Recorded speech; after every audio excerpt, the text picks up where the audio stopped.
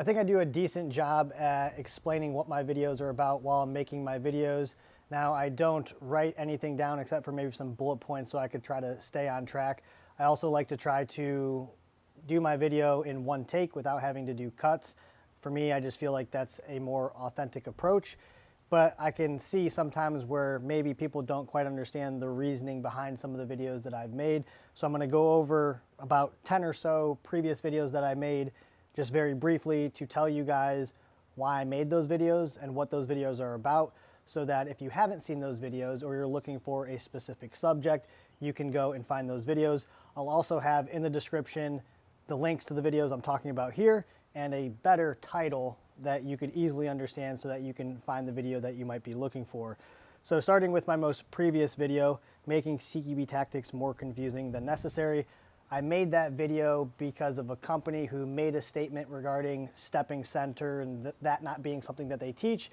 Utilizing a statement that they made, I attempted to analyze that statement because it sounds a lot like stepping center, a center check, or taking a snapshot. Apparently, that's not what that is.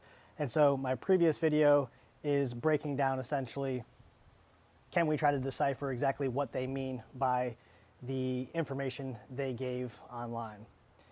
My next video, Delta Force Tactics to Eliminate High Value Target. You'll see that the thumbnail says no speed and no surprise. And the reason that I made that video is because there's people out there, usually on Instagram, where they say that if you don't go dynamically in everything that you do, then you just don't have CQB skills. And so I figured, well, what could be a better representation of the facts and circumstances that exist dictating your tactics than utilizing a real mission from Delta Force, going after al-Baghdadi, utilizing a surrounding call out. And so I give you details on that. And you might be thinking, well, they did this because, you know, there's a bunch of women and children inside and they wanted to limit the casualties if they were to just simply make entry. And yeah, that's probably true. And that's what I say in that video. And that's my point. The facts and circumstances that exist will dictate what tactic you use, moving dynamically, deliberately, surrounding call out. All of those things are viable options. And so for somebody to say you have low skill if you don't move dynamically in everything that you do, clearly that can't possibly be true. In the next video, the realities of CQB tactics you don't know, it's about 32 minutes of video where I go over what stepping center is and the value of stepping center versus just dumping into a room. I utilize, I believe, 5th Special Forces Group, information from Modern Tactical Shooting YouTube, ex-Special Forces operator, who explains that 2 Special Forces operators were killed in Iraq dumping into rooms. And so I believe it was 2006. They switched their tactic from dumping into rooms to stepping center. And so I'm making that known to everybody, kind of maybe more or less where that came from, but validating a significant reason why you should consider stepping center versus dumping into a room. The next video, I actually did a side-by-side comparison of stepping center versus dumping into room, the cost to benefit ratio. And actually in that video in particular, I focused on where is your vision and when conducting CQB, whether you're dumping into a room or you're stepping center, and basing that video off of, well, if we're considering the fact that vision is what gets us to the target as quickly as possible, maybe we should consider the thing that gets us our vision to the target faster versus doing the thing, dumping into rooms, where it takes you actually longer to identify where the threat is. And if you don't ever identify where the threat is because he's already shooting at you as you're coming through the door, if you're dumping into the room, well, then you're never going to get to the bad guy anyways. The next video, real world trauma care. You'll see the title says Officer Down. That's about a 30-minute video. I basically go over an individual first aid kit, the things that an officer should carry in that first aid kit, you know, pressure dressing, gauze, and chest seals, and of course a tourniquet, and it kind of explain how to use those different, you know, things and when it makes sense. I talk about that I'm developing my own IFAK, which is pretty close to having the prototype completely done, and I'm pretty happy with it. And I'm going to start utilizing that and handing that out to people to test for me. And so if you watch that video is about medical supplies you should carry on your person, when to apply them.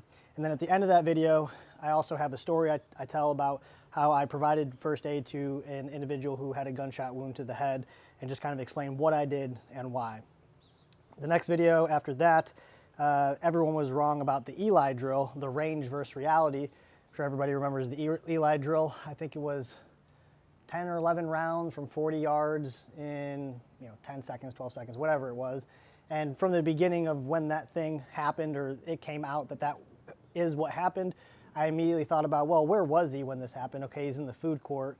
And then I just started thinking, well, how do you shoot somebody at 40 yards inside a public place with a bunch of people around and obviously objects between you and where the threat is from 40 yards? And so my thought was he had to have moved in order to engage that suspect. He either had to move laterally to maintain that 40 yards, or a more likely scenario is he probably closed the distance, and that's exactly what he did. He never shot that many rounds from 40 yards. In fact, he may have missed the rounds he shot from 40 yards, or maybe he hit one, I'm not sure, and then closed the distance. So you can go watch that video and find out what actually happened. The next video after that, FBI HRT agent's bizarre story of a shooting, lies, and a cover-up.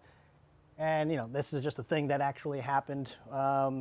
Forget the name of the actual place itself, but essentially what happened was FBI, actually they were trying to stay out of it, which was a good thing, but they just so happened to have to get involved because the vehicle was driving towards their roadblock essentially. But essentially a FBI agent shot at the suspect and the suspect vehicle, and then when the troopers did their investigation, they found that there was shell casings unaccounted for and rounds that they didn't fire that you can hear, discharging on camera, I believe, on body cam, and nobody from the FBI actually owned up to shooting it. An FBI agent was indicted, but ultimately was never charged with lying to supervisors, essentially. Very weird and very bizarre story there. The next video is FBI SWAT team raid ends badly with a dead hostage. And so essentially what happened there was they conducted a hostage rescue at a location, and in the middle or the midst of breaching a window where the hostage was, didn't clearly identify that the person they were looking at was actually the hostage and not a bad guy, and they shot the hostage. Of course, they didn't tell the truth about what happened afterwards, and subsequently the police department's investigation didn't add up to what the FBI was saying, and the FBI agents' statements on what they saw and what they heard also didn't corroborate the physical evidence on the scene. After that, I have the Uvalde shooting, the real story of Bortac. Apparently, people still don't understand that Bortac did not show up to Uvalde and take care of the problem, which seems to be the story that is propagated out there as what happened. In fact, in that video, I take a still image, I think it's a still image, maybe video and still image, of the guys who probably went into that room first probably weren't even Bortac. Some of them were wearing like gym shorts with a vest on. So, not saying they didn't go in, not saying they didn't do a good job when it was time to do the job. All I'm saying is they didn't show up and make entry, certainly. They knew there were kids that were hurt inside. That's another thing that people just don't quite understand. They had phone calls from the kids to 911 that there was kids hurt. They were told on the scene the kids were hurt. One of the Bortac guys, the medics, is telling people in the hallway, get the medical supplies. They've been bleeding for a long time. And so I'm just telling you guys what the truth is. I'm not saying they're bad people, but that is what actually happened. Next, I have the deadliest CQB mistake you're making right now. And in that video, I basically go over how moving dynamically can cause you a bunch of problems, unforeseen problems, because CQB in and of itself is an impossible task. For example, this door over here, two people trying to make entry into this door simultaneously is not a thing, right? We use the word simultaneously because we want it to be as simultaneous as possible, but one person can only fit through the door at a time, which means if a guy has your back, he's probably shooting that individual, and then he's continuing to engage as the number two comes through the door. So I draw up in that video a real warrant that I ran with my team where we were faced with two open doors at the end of a hallway, and no end to that was the end of the hallway, two open doors, and you have four guys, right? So I go over the different ways you can do that, but the point is if there's a guy there waiting for you with a gun, that's probably going to end badly. Next, I have CQB training technique you need to be practicing. You see the thumbnail says real gunfights. I have another video that I'm going to make on this about switching your rifle into your off shoulder. I use real world combat videos of soldiers in Ukraine switching their rifle to their off shoulder to minimize exposure. I tell you in that video how to do it. There's a couple different ways, and I tell you when it's appropriate for you to do that. People often associate switching shoulders with CQB, and that's fine, but when they think of CQB, they're thinking about running through a structure as fast as you can. That's one of the considerations in which you would not switch shoulders, because at the moment which you're exposing yourself, you're already exposing yourself, so you might as well be in your strong shoulder at that point. If you're working an angle or you're moving deliberately or trying to utilize something in the environment to your advantage, you know, maybe it's this small little pole over here, maybe it's the threshold of this door versus using nothing, my opinion is that you should utilize something. Like I said, I have another video that I'm going to make out there where I'm going to talk about a conversation I had with a ex-Special Forces guy, so stay tuned for that. Next, I have CQB training, how to shoot accurately without an optic, and essentially I show you guys how, if you have the right weapon light on your rifle, you can use that as an aiming device, even out to like 15 yards, I think is what I demonstrate. I do start that video by saying, this is the first time I've made a video that I'm going to tell you this is something you can do, but you probably should not resort to doing.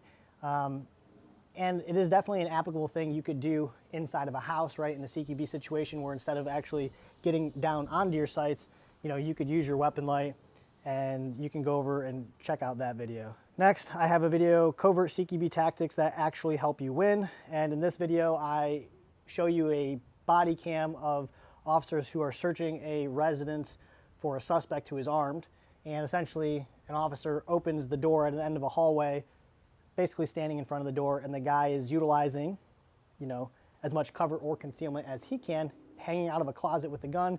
He shoots at that officer. Of course, that causes a bunch of panic, kind of pandemonium, and they're shooting at the door. And so I explain how you can maybe not solve the problem, but keep yourself out of a catastrophic situation by utilizing angles and opening that door through other means without actually having to stand in front of the door. Next, I have surviving CQB, one-man room entry tactics explained. And in this video, I'm basically challenging, I guess you could say, the idea that if you have to enter a room by yourself, which I have to do all the time, it's always by myself, because police officers, if they're searching, for example, you go to a 911 call and a female is, you know, has been assaulted, and she's saying, no, he's not here anymore, and we're going to go in and check if he's there, which a lot of times they are, okay? You need 2 officers to do that. How do you do CQB with 2 people? Not well, okay, but you're doing the best job that you can. And so I'm proposing and challenging the idea of what you guys have seen out there on the internet, where, and I've actually done this before in previous videos, I just hadn't made a video about this yet, where you enter a room by yourself, and as soon as you check that hard corner, you don't see anything's there, you're turning around to this way. In reality, as soon as you step through the door and you go left, you're getting shot in the back, right? So yes, you're still going to try and turn around and address that, but obviously it becomes more problematic. So I'm asking and proposing the idea of, instead of actually making entry, peeking into the room to check the corner, so that if there is somebody there waiting to shoot you, maybe they didn't have time to actually engage you, or their rounds are ricocheting off of the wall or off the threshold instead of clearly shooting you in the back. Again, my opinion is that utilizing something in situations is usually always going to be better than utilizing nothing. The next 2 videos that I have, they run together. It's kind of a part 1 and a part 2. I know you guys have all seen that method where you hold the rifle up under your arm and you walk past thresholds. And a lot of these things you guys should be able to think about and determine whether or not it's practical or not, right? Of course, there's a lot of situations where you're just not quite sure and you want to look at it and you want someone else to make more sense of it. But if you know that it takes 0.25 to 0.35 seconds for anybody to see something, make a decision, and react to it, well, then you also know that if you're walking past a open door on a school at speed because you hear the gunfire down there, and you think that you're going to observe, make a decision, and react to something in that room as you're walking by with your gun underneath your arm, it's just not going to happen.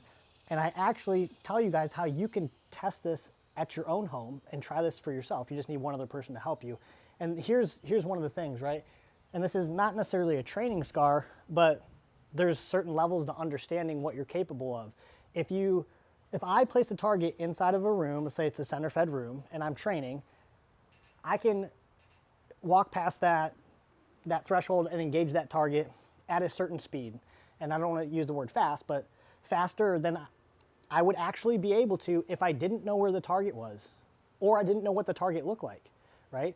We get really comfortable with looking at paper targets that are standing on stands inside of these Sims house and shoot houses that if you put a person in there and you walk by like that, you might not even see it. And so the point is that in the next video that I make is, well, this is how you would respond to an active shooter or should respond to an active shooter if you know you're responding to an active shooter and you hear the gunfire down there, because that's actually what they say in the original video.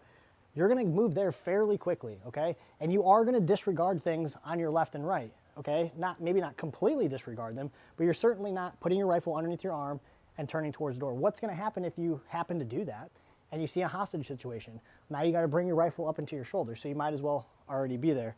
And so in that second part of that video, I explained to you guys how to do that. I demonstrate how to do that. One thing that I'm gonna cover also in the future is, if you've ever trained inside of buildings, you know this to be true, especially active shooter. And this is one of the demonstrations I have in my class where I put somebody in the school or in the building with a blank gun, and I just have the students stand there and them discharge the gun somewhere and have them tell me where they think it was, okay? Yes, it's true. In a hallway, you know, certainly a very long hallway, if you hear gunfire, you're not gonna know exactly what room it's in, but you'll be able to tell up until a certain point with a strong, you know, belief or a high probability where it's not coming from. And how you would do that is you would move quickly, and then when you get to where you think you could interact with this suspect or see this suspect, that's when you start slowing down, and that's when you start being more deliberate. Now in this next video and the last video that I'm going to go over here today, it says stop making these CQB mistakes that get you killed. I go over, I think it was Baton Rouge Police Department and maybe some mixture of some DEA guys, essentially going dynamic during a you know, a dope warrant, right, for an individual. And I do talk about dynamic in that video and what it means to different people. And the one thing that is the same regardless of which organization, dynamic is an indication of the speed, okay? And if we're moving dynamically, then that means we should be continuously moving without pause, right? If we start pausing, then we're starting to lose momentum. Well, we're not moving, then we're probably not moving dynamically. But essentially, they set up on this door incorrectly. They have one officer in front of the door, that door comes open, and the suspect is standing from here to the camera, maybe even closer, brings up the gun and shoots that officer as that officer is also now at this point coming up to engage him. And so what I explained in that video is how you could have set up on the door correctly, had more guns in the fight, and each officer that had a gun into the fight could have utilized something to their advantage, the threshold next to that door and the hallway, the ending of the hallway there, the wall, to immediately get guns into the room. That door comes open. If he sees 2 or 3 people pointing guns at him from different directions, well, guess what? He can't hit all of you. And so in that video, I talk about just setting up on doors or how they could have done that differently. If you're not subscribed to the channel, it would be cool if you were, and don't forget to feed the algorithm down below.